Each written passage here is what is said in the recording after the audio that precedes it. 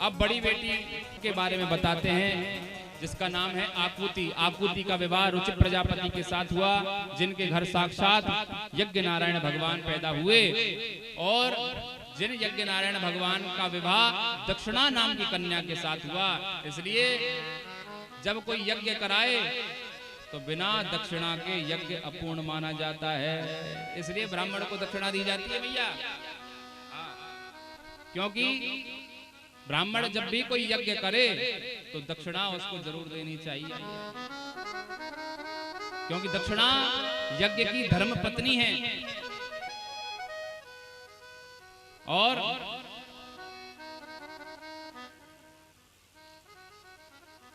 तीसरी बेटी जो है प्रसूति, उनका विवाह दक्ष प्रजापति के साथ हुआ, जिनकी 16 कन्याएं हुई।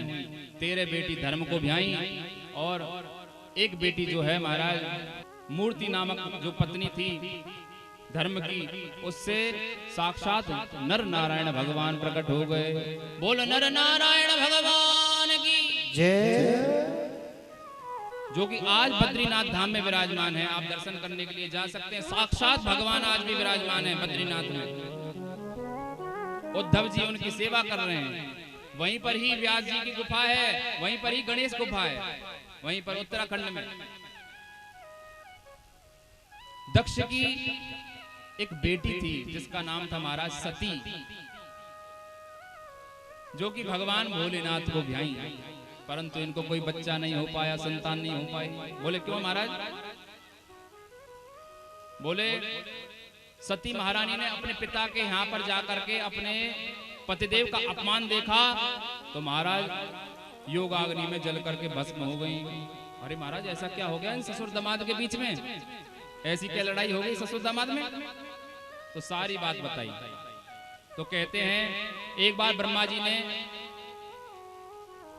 अपने पुत्र दक्ष को सारी प्रजा का सभापति घोषित कर दिया और कहा कि तुम आज से प्रजापति पद तुमको मिलता है। प्रजापति पद इंद्र से भी बड़ा होता है।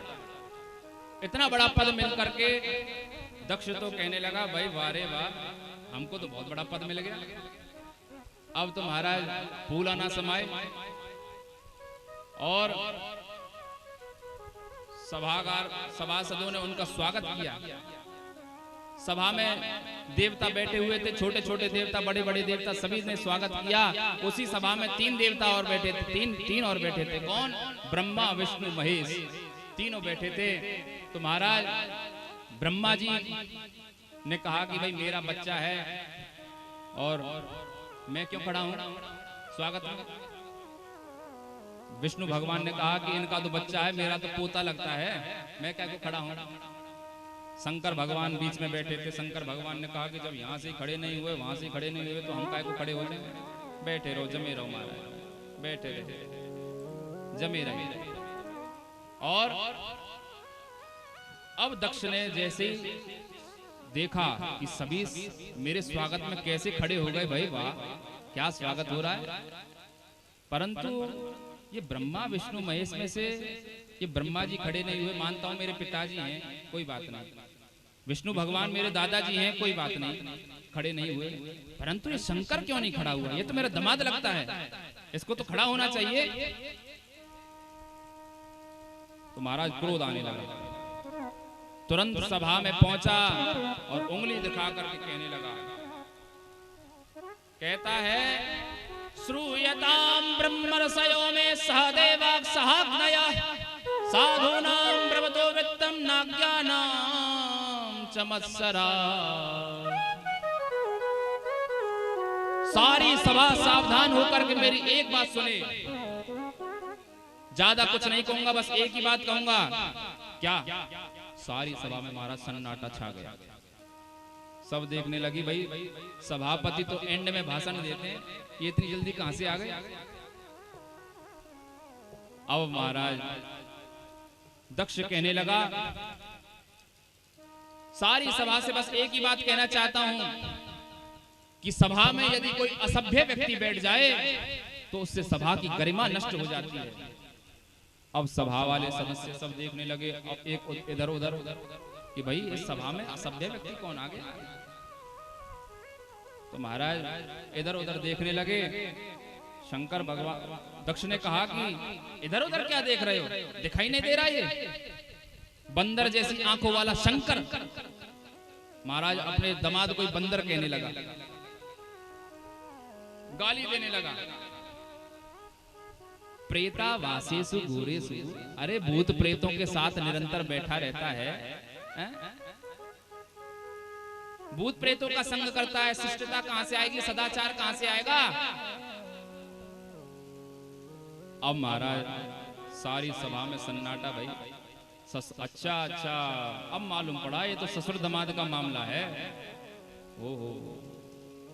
एक बोला कि सरकार जब आप अपनी बिटिया इनको ब्याह रहे थे तब आपको पता नहीं था ये क्या काम करते हैं, क्या बिजनेस है इनका, क्या व्यापार है इनका। पता तो मेरे को सब था, परंतु क्या बताऊं, मेरी मति मारी गई थी जो मैंने अपनी बिटिया इस बंदर जैसे मुख वाले शंकर को ब्याह दी। ग्रहित्वा मृग सावाक्ष्याः पाणिं मरकटलोचना, कहां तो मेरी मृगलोचनी कन्या, कहां ये बंदर जैसे मुख वाला शंकर।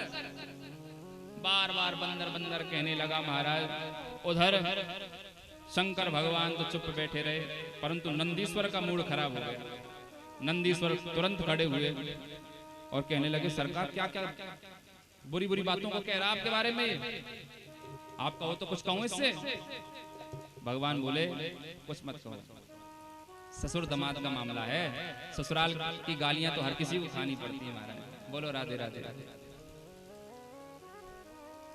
मजा नहीं आ रहा, थोड़ा सा जोर से बोलो राधे राधे, और जोर से बोलो राधे। हाँ, तो महाराज शंकर भगवान को गालियां देने लगा दक्ष। नंदीश्वर का मूड खराब हो गया। नंदीश्वर को शंकर भगवान ने चुप करा दिया, कोई बात नहीं, बैठ जाओ, ये अपने ससुर साहब हैं, जो भी गालियां दे रहे हैं तो देने दो इनको, क्योंकि ससुराल की गाली हर किसी को खानी पड़ती है भाई, जब जाओगे तो ससुराल। अब वाव को पता होगी जाको ब्याह भय होगा। तो महाराज खूब गाली गलौज देने लगा। अंत में तो उसने शंकर भगवान को शाप ही दे डाला। आज के बाद मैं शंकर को शाप देता हूं कि इसको शंकर को कभी किसी यज्ञ में कोई भाग ना मिले। अब महाराज अब तो नंदीश्वर से रहा नहीं गया, तुरंत तिल मिलाकर के नंदीश्वर खड़े हुए और कहने लगे, हे प्रजापति दक्ष, पद के मद में महादेव की महिमा को ही भूल गए। अरे शंकर भगवान की महादेव की महिमा को भूल गए। जैसे पद प्राप्त हुआ, तूने मेरे प्रभु को शाप दिया, जा मैं भी तेरे को शाप देता हूं, तेरे को बकरे का मुंह लग जाए। महाराज नंदीश्वर ने महाराज दक्ष को ही शाप दे दिया। अब दक्ष को शाप लगा तो उधर दक्ष के समर्थन में भृगु जी खड़े हो गए, दाढ़ी पर हाथ फेर करके। नंदीश्वर, ये ससुर दामाद का मामला है, तू बीच में काय को बोला? लड़ाई उन दोनों की आपसी लड़ाई है, तेरे को बोलने की क्या पड़ी? जा मैं भी शाप देता हूं कि शिव जी के सारे गण पाखंडी हो जाएं। अब महाराज शिव गणों को शाप दे डाला। उधर से शंकर भगवान के गण खड़े हो गए। ए बाबा, हमको शाप देता है? जा हम भी तेरे को शाप देते हैं। जा, सारे के सारे तेरे जैसे ब्राह्मण सब चाटुकार हो जाएं, भिगमंगे हो जाएं। अब महाराज ब्राह्मणों को शाप दे डाला। अब तो सापा सापी होने लगी महाराज। उधर शंकर भगवान ने कहा, भैया ये स्वागत समारोह हो रहा है या शाप समारोह हो रहा है? आए तो थे स्वागत समारोह में, ये तो शाप समारोह लग रहा है। शंकर भगवान ने कहा कि भाई एक काम करो, चलो उठो यहाँ से और चलो अपने अपने घर। सभी को अपने अपने घर लेकर के आ गए। बाद में सारा मामला ठंडा हो गया। आगे चल करके इसी दक्ष ने पुनः एक यज्ञ, विराट यज्ञ का आयोजन कराया, परंतु सभी देवी देवताओं को चिट्ठी भेजी, परंतु महादेव को कोई भी चिट्ठी नहीं भेजी। अब महाराज महादेव को चिट्ठी नहीं भेजी। एक दिन सती मैया घर गृहस्थी के कामों को कर रही थी, इतने में आकाश से विमानों को जाते हुए देखा, एरोप्लेन। बोलो राधे राधे। जब भी चलते थे एरोप्लेन, कहीं और समझ रही हो कि ना चले करे, विमान पहले भी है। ये अंग्रेजन ने ना बनाए, हमारे ये साधु ऋषियों ने भी बनाए थे। हाँ। तो महाराज शंकर भगवान के हिमालय से ऊपर से बड़े जोर जोर के महाराज गड़गड़ाते हुए हवाई जहाज जा रहे थे, महाराज विमान जा रहे थे। विमानों में से बड़ी बड़ी देवांगनाएं बैठी थी, सुंदर सुंदर सी स्त्रियां बैठी थी, और विमान को रोक करके कहने लगी, अरे बहन सती, ऐसी यहाँ कहाँ कर रही है? तू तो तेरे मायके में होना चाहिए। सती बोली, मायके में होना चाहिए क्यों? बोले, अरे तू बाप तो पता ना है, खबर ना है, तेरे पिता ने बहुत बड़े यज्ञ का आयोजन किया है, और हम तो भाई जा रहे हैं, देख कैसे सज धज करके जा रहे हैं, सूट फूट पहन करके महाराज। हाँ, और देख तू यहाँ बैठी है। अच्छा, मेरे पिता ने आयोजन किया है बड़े यज्ञ का, मुंह को तो खबर नहीं।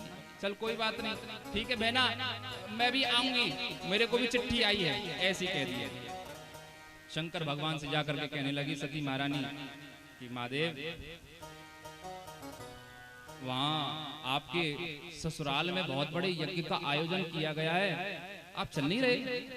शंकर भगवान ने कहा, पहले तो एक बात बताओ देवी, कोई चिट्ठी आई वहां से? कोई कार्ड आया? बोले कार्ड वार्ड तो कुछ नहीं आया। जब कार्ड ही नहीं आया तो काय को जाएं?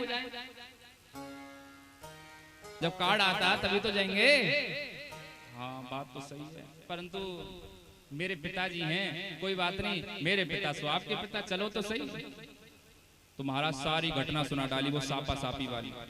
उसने हमको साप दे दिया, उसने फलाने को साप दे दिया। जब सारी घटना को सुना तब जाकर के सती को पता चला, अरे राम राम राम राम, इतने वर्षों से ससुर दामाद के बीच में लड़ाई चल रही थी, मुझे आज पता चला है। अब महाराज सती मैया कहने लगी, भाई अब इस समस्या को कैसे हल करूं? सती मैया कहने लगी, अरे चलो तो सही महादेव। हाथ पकड़कर खींचने लगी महादेव का, परंतु महादेव तस् से मस ना हो महाराज।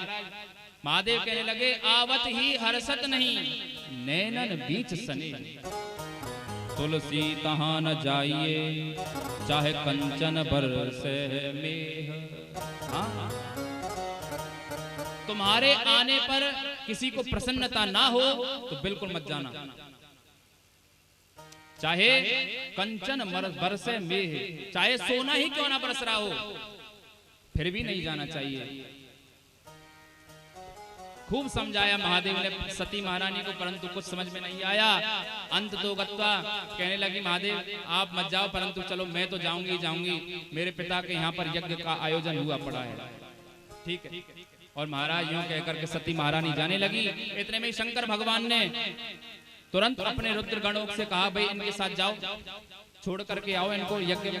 तो महाराज सती महारानी जैसे ही पहुंची यज्ञ स्थल में, तो सती महारानी की जो बहन थी वो सभी सती को देखने लगी और कहने लगी, देख कैसी बाबरी आ गई, कोई चिट्ठी ना कोई संदेश, फिर भी दौड़ी दौड़ी आ गई। हम होती तो बिल्कुल ना आती, पर ये तो बिल्कुल बाबरी है, देख कैसे आ गई है, बिना चिट्ठी के आ गई। अब महाराज सती जी को बहुत बुरा लगा कि भाई बताओ ये बहनाएं मेरी कैसी हैं। परंतु महाराज किसी ने भी, पिता वहीं खड़े हुए थे, पिता ने तो महाराज अपनी पुत्री को देख करके मुंह मोड़ लिया, गर्दन मोड़ ली। अब सती से रहा नहीं गया, परंतु उस सभा में कोई एक और भी बैठा हुआ था। कौन? सती जी को भी यदि किसी ने हृदय से लगाया तो सती की मैया ने लगाया। साधर भले ही मिली एक माता, भगनी मिली बहुत मुस्काता। यदि कोई हृदय से मिला तो सती की मैया ही सती जी से हृदय से मिली, बाकी सब ने तो महाराज द्रोह कर लिया सती जी से, कहां से आटक की।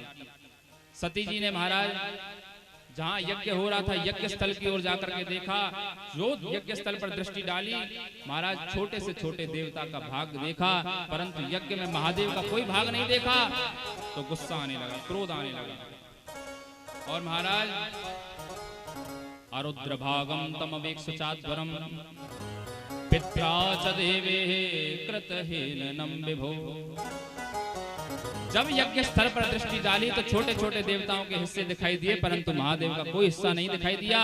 तो क्रोध आ गया और कहने लगी, अपने पिता को ही डांटना फटकारना चालू कर दिया और कहने लगी, पिताजी शिव नाम 2 अक्षरों का है, शिव और यज्ञक्षरम नाम गृहीतम नाम सकृत प्रसंगादगमा सुहंति तत्। जिस मनुष्य ने शिव नाम ले लिया तो शिव नाम लेने से उसके पाप नष्ट हो जाते हैं, ऐसे शिव से तुमने द्रोह रखा।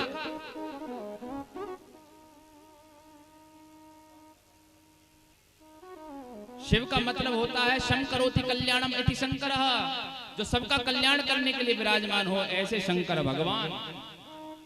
और ऐसे शंकर भगवान से तुमने द्रोह किया।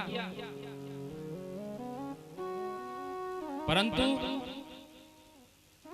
जब तक मेरा ये शरीर रहेगा लोग मुझको दक्ष की पुत्री कहकर के पुकारेंगे, लेकिन मेरा ये जब ये मेरा शरीर छूटेगा तभी मेरा तुमसे नाता टूटेगा। और महाराज यों कहकर के सत्य अतस्तवोत्पन्नमिदं कलेवरम नधारयिष्ये सति कंठगर्हिणा।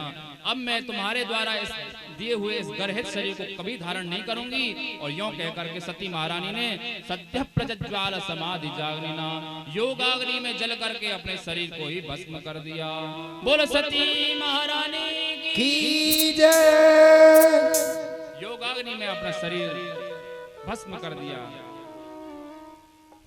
रुद्रगणों ने उपद्रव करना प्रारंभ कर दिया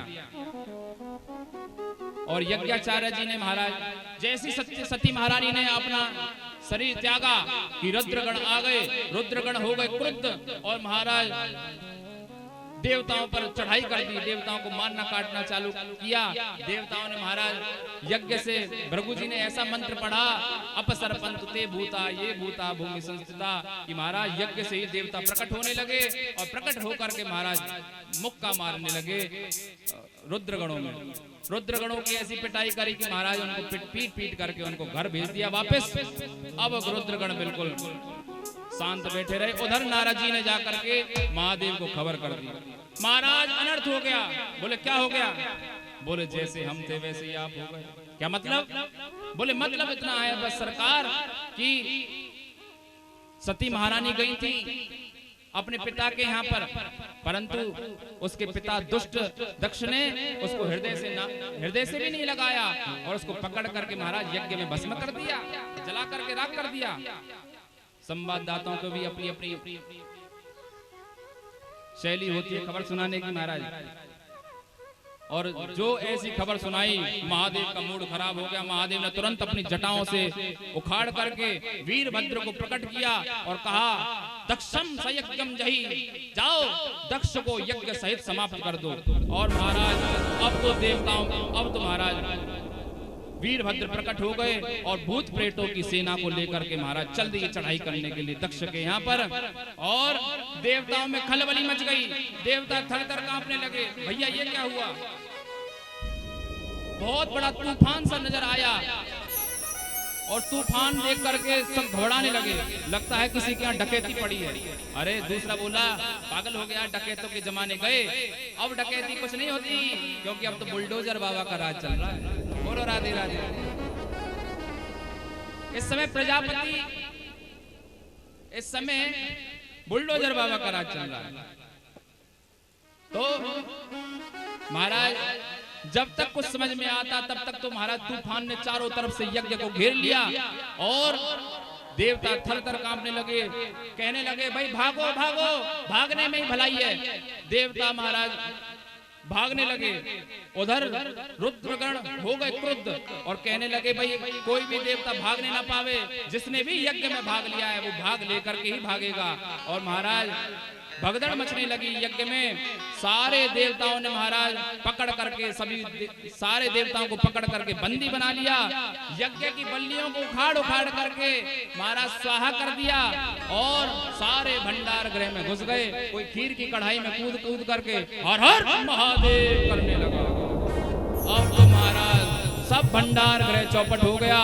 सारी यज्ञशाला जल करके भस्म हो गई। भृगु जी की दाढ़ी उखाड़ कर फेंक दी, पूसा देवता के दांत तोड़ दिए, भग देवता की आंखें फोड़ दी और महाराज अंत में दक्ष को पकड़ करके जकड़ करके रस्सी में पटक करके उसके मुंह को पकड़ करके और यज्ञ में ही स्वाहा कर दिया। बोल शंकर भगवान की जय हो। सारा यज्ञ चौपट हो गया और खंडित देवता अपना अपना भाग लेने के लिए पहुंचे। खंडित देवता रोते रोते ब्रह्मा जी की शरण में आए। ब्रह्मा जी से कहने लगे सरकार अनर्थ हो गया। बोले क्या हो गया? बोले पिट करके आ रहे। कहा किसने मार दिया? बोले शंकर भगवान के गणों ने मारा बहुत जोर से। अच्छा तो काय को गए थे वहां? बोले हम तो सरकार अपना भाग लेने के लिए गए थे, भाग तो कुछ मिला नहीं, उल्टा पिट करके आ रहे हैं। अच्छा एक बात बताओ देवताओं, भाग तो हमको भी मिला था, इनविटेशन कार्ड तो हमारे पास भी आया था। जब हम ब्रह्मा विष्णु और शंकर नहीं गए, तीनों नहीं गए, तो तुम काय को भागे भागे चले गए वहां पर? तुम क्यों गए? देवता कान पकड़ करके बोले सरकार अब खाई तो खाई, आगे खाएं तो राम दुहाई, अब नहीं होगा ऐसा कुछ भी गलत काम। और महाराज ब्रह्मा जी ने कहा एक काम करो, शंकर भगवान के पास चलो। देवता कहने लगे सरकार उन्हीं के तो गणों ने अभी पिटाई करी है, फिर भी आप उन्हीं के पास भेज रहे हो। बोले शंकर भगवान जितने क्रोध करते हैं उतने जल्दी ही महाराज नरम भी हो जाते हैं। अच्छा तो सभी देवता महाराज शंकर भगवान के पास पहुंचे। भगवान के पास सभी देवी देवता भागे भागे आए, शंकर भगवान के चरणों में गिड़गिड़ाए, शंकर भगवान से प्रार्थना करने लगे और कहने लगे कर्पूर गौरम करुणावतारम, कर्पूर गौरम करुणा अवतारम, कर्पूर गौरम करुणावतारम, कर्पूर गौरम करुणा अवतारम, संसार सारम भुजगेन्द्रहारम, संसार सारम भुजगेन्द्रहारम, सदा वसन्तं हृदयारविन्दे, सदा वसन्तं हृदयारविन्दे, भवं भवानी सहितं नमामि, भवं भवानी सहितं नमामि, कर्पूर गौरम करुणावतारम, कर्पूर गौरम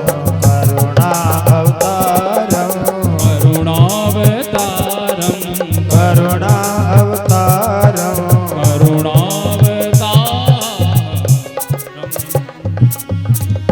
इस प्रकार से महादेव की देवताओं ने स्तुति गाई। महादेव ने सभी देवताओं को क्षमा कर दिया, माफ कर दिया, जो हुआ सो हुआ, जोई राम सोई राम, पर कोई बात नहीं।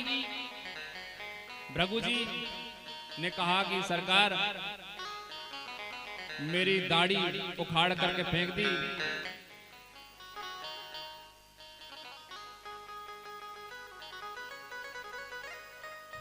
राधे राधे। भृगु जी ने कहा कि प्रभु मेरी दाढ़ी उखाड़ करके फेंक दी। शंकर भगवान ने महाराज बकरे की दाढ़ी लगा दी, बकरे की दाढ़ी लगा दी। कोई बात नहीं। पूसा देवता ने कहा कि महाराज मेरे तो दांत चले गए, मैं क्या करूं? शंकर भगवान ने कहा कि एक काम करो, दांतों की कोई जरूरत नहीं, सतुआ घोर घोर के पियो। ठीक है महाराज। भग देवता की आंखें फोड़ डाली। भग देवता ने कहा कि भाई सरकार मेरी तो आंखें फूट गई, अब मैं क्या करूं? भग देवता से कहा कि कोई बात नहीं, मित्र की दृष्टि से देख पाओगे, जाओ हमारा आशीर्वाद है। इस प्रकार से सभी देवी देवताओं को स्वस्थ किया और अब देवता कहने लगे सरकार उस यज्ञ स्थल को भी तो ठीक कर दो, यज्ञ भूमि को भी तो ठीक कर दो। भोले बाबा ने कहा भाई भाग तो हमें मिला नहीं, हम कहां से चले जाएं। तो सभी देवी देवताओं ने मिलकर के कहा प्रभु आज के बाद जो भी यज्ञ में शेष बचेगा वो भाग आज से आपका ही माना जाएगा। भोले बाबा प्रसन्न हो गए, ठीक है भैया जोई राम सोई राम, जो तुमने दिया वही हमने ले लिया। इसलिए जो यज्ञ में जो शेष भाग बच जाए वो शंकर भगवान का भाग माना जाता है। जब हवन हो ना उसके बाद जो राख बचती है तो शंकर भगवान उसको लगाया जाता है, धारण किया जाता है। तो जो अंत में जो भाग बचेगा वो आज से आपका ही भाग माना जाएगा। शंकर भगवान प्रसन्न हो गए और कहने लगे बुलाओ यजमान को। देवता कहने लगे सरकार यजमान का धड़ तो है परंतु सिर हवन कुंड में ही स्वाहा हो गया। अच्छा तो फिर क्या करें? तो शंकर भगवान ने महाराज अपने ससुर जी को बकरे का मुंह लगा दिया और बकरे का मुंह लगा करके अपने ससुर जी को जीवन दान दिया। अब ससुर जी महाराज बकरे का मुंह लगा हुआ था तो महाराज बकरे के मुंह लगने से बकरे की आवाज में बोलने लगे, बम बम बम बम बम बम बम बम बोलने लगे।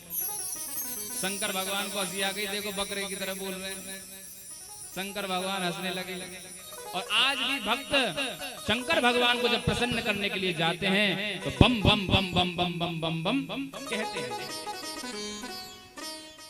तो शंकर भगवान को अपने ससुर जी की याद आ जाती है और शंकर भगवान प्रसन्न हो जाते हैं। महादेव जैसे ही प्रसन्न हुए कि तुरंत महाराज श्री लक्ष्मी नारायण भगवान प्रकट हो गए। बोल लक्ष्मी नारायण भगवान की जय हो। सबने मिलकर के स्तुति गाई और अंत में विष्णु भगवान ने सभी को समझाया मुझ में और शिव में जो भी भेद रखेगा उसकी साधना कभी भी सार्थक नहीं हो सकती, क्योंकि शिवस्य हृदयम विष्णु विष्णुश्च हृदयम शिवः। शिव का हृदय मैं हूं और शिव मेरे हृदय हैं, ऐसा उन्होंने कहा। शिव द्रोही मम दास कहावा, सो नर मोहि सपने हूं नहीं पावा। जो शिव से द्रोह करेगा वो मुझको जीवन में कभी पा नहीं सकता। इसलिए शिव में और विष्णु भगवान में कभी भेद नहीं करना चाहिए, दोनों एक ही हैं। इस प्रकार से खूब समझाया, देवताओं की समझ में आया। और आगे चल करके महाराज हिमालय की पुत्री पार्वती ने खूब तपस्या करी भगवान शंकर को प्राप्त करने के लिए वर रूप में कि मेरी शादी शंकर भगवान से हो जाए। उसके लिए महाराज तपस्या करनी चालू करी, खूब सोमवार के व्रत किए और महाराज अंत तो गत्वा हिमालय की पुत्री श्री देवी पार्वती के साथ शंकर भगवान का विवाह हुआ। शंकर भगवान भूत प्रेतों की टोली को अपने साथ लेकर के गए। नंदीश्वर बैल पर सवार होकर के महाराज ब्याहने के लिए गए हिमालय की ओर और पार्वती जी को अपने साथ लेकर के आ गए। बोल शंकर भगवान की जय हो। तो ये रही बेटियों की बात। अब बेटा है